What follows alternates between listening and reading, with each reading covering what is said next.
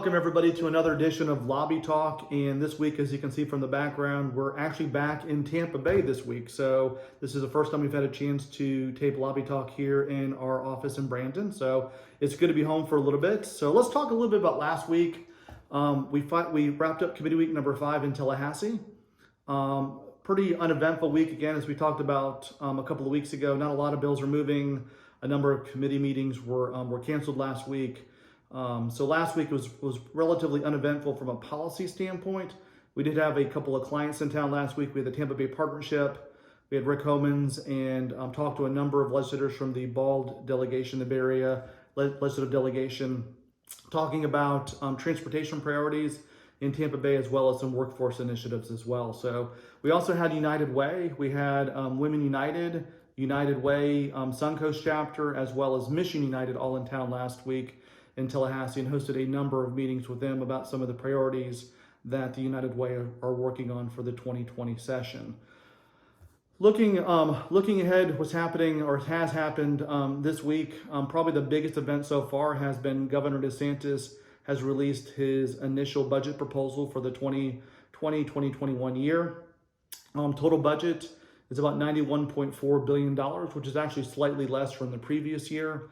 And what I love about the budget process, you can kind of start seeing within the budget what some of the priorities of the governor is going to be. So for example, education is the number one priority. I'll talk about some of that funding in a moment.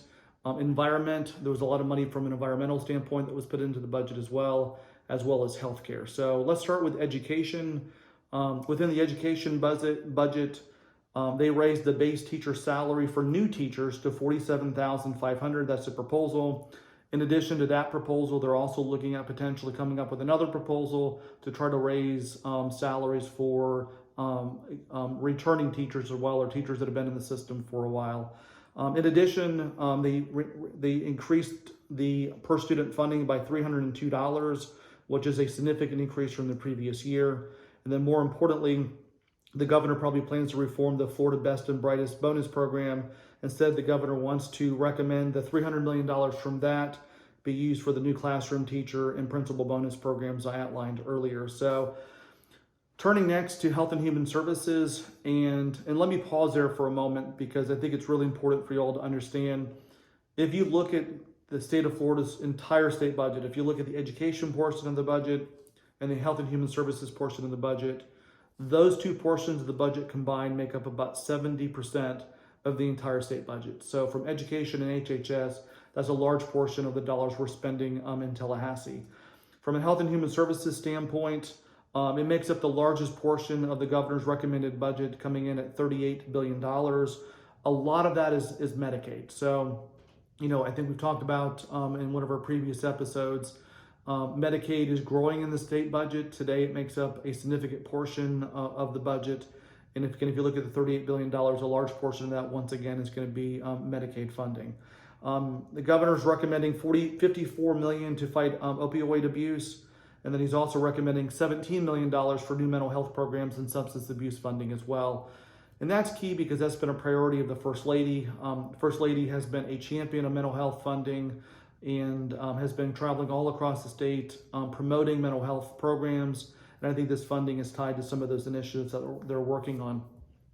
Another issue is housing, affordable housing.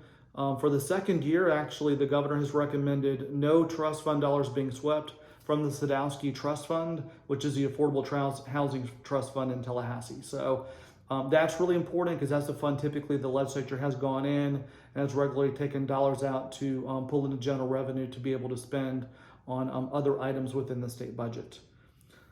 Public safety. This year, looking at a couple things. First of all, implementing the first statewide behavioral threat assessment program, as well as appropriated funds for cybersecurity for the upcoming election cycle.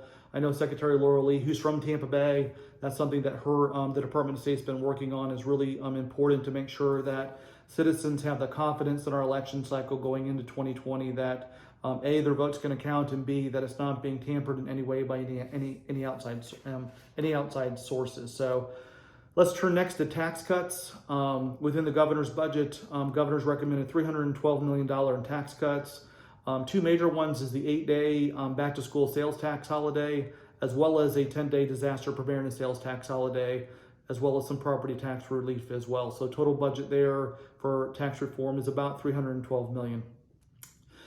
This week, as we've been back in the Tampa Bay area, we've had the chance to go and visit with some friends. Number one, Commissioner Catherine Starkey out of Pasco County had a chance to go support her re-election campaign earlier this week in Tampa, as well as support Harry Cohen, a former city council member, just ran for mayor for the city of Tampa. He's running for the District 1 County Commission seat here in Hillsborough County, and had the opportunity to serve on the host committee and support him in his election to hopefully that seat.